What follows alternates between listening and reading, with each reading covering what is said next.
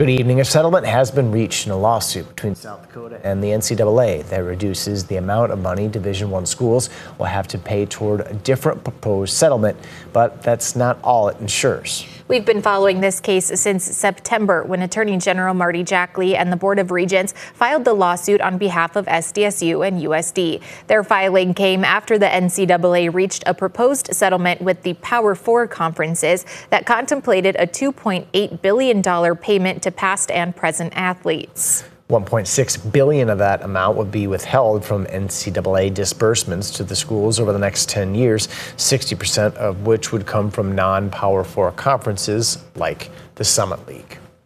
Jackley believes that would have been an unfair burden on the smaller schools such as USD and SDSU. But now with the settlement, that burden has been reduced by 33%.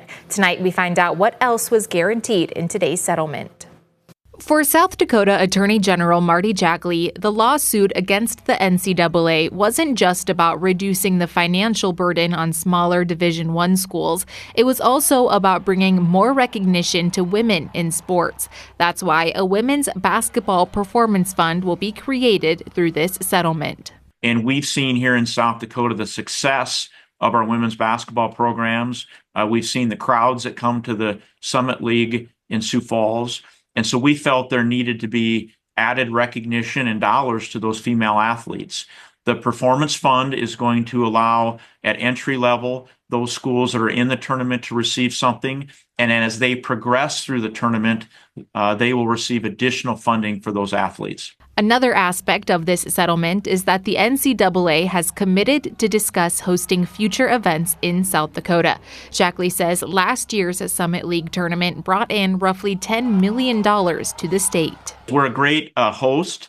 Obviously, we have a welcoming city. We have strong teams in SDSU and USD. We make sense. Jackley thanks the NCAA for the recognition they've now given to our athletes. They gave credit to our smaller schools financially, as well as with the hosting of the Summit League. So these are important things that, in my mind, made sense for South Dakota and, most importantly, our student athletes here in South Dakota.